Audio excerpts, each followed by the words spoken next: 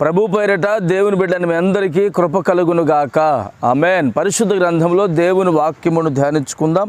75వ కీర్తన 9వ వచనము. నేనైతే నిత్యము ఆయన స్తుతిని ప్రచురము చేయుదును, యాకోబు దేవుని నేను నిత్యము కీర్తించెదను. ఆమేన్. ప్రియులారా, ఈ భక్తుడు అంటున్నాడు, నేనైతే ఆయన స్తుతిని ప్రచురము చేయుదును అంటున్నాడు. అంటే ఇతని జీవితంలో దేవుని వలన అనేకమైనటువంటి ఉపకారములు పొందుకొని ఉన్నాడు.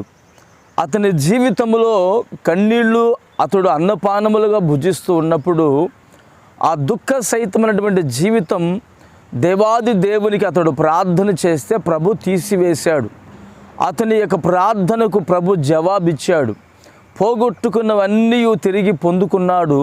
ఇప్పుడైతే అతడు స్తుతించే ఆరాధించేటువంటి సమయం వచ్చి మనకందరికి రోజున ఒక మాదిరిగా ఉన్నాడు. అంటున్నాడు, నేనైతే నిత్యము ఆయన స్తుతిని ప్రచురము చేయుదును. అంటే ప్రచురము అంటే ప్రచారం అండి. ప్రచురము అంటే గొప్ప చేయటము. ప్రచురము అంటే అనేకుల మధ్యలో దేవుని స్తుతించటము.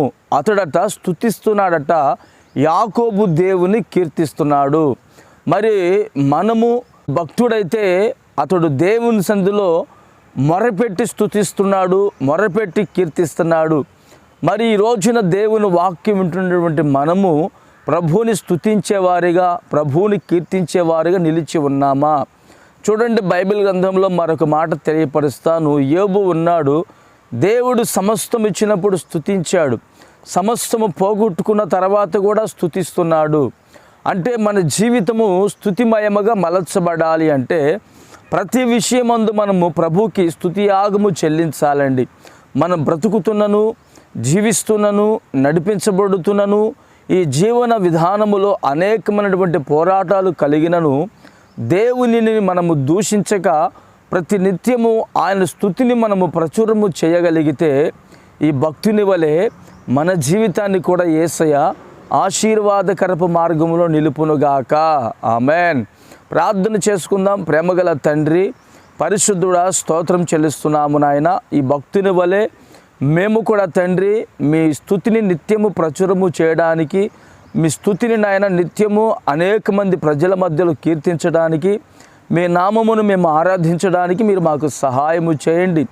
ఇట్టి శ్రేష్టతను మేము పోగొట్టుకొనక మా జీవితంలో మేము కలిగిన వారమై అనేకుల ఎదుట మేము ఆశీర్వాదకరముగా మలచబడుటకు సహాయము చేసి మహిమ పొందుకోమని యేసు నామమున ప్రార్థిస్తున్నాను తండ్రి.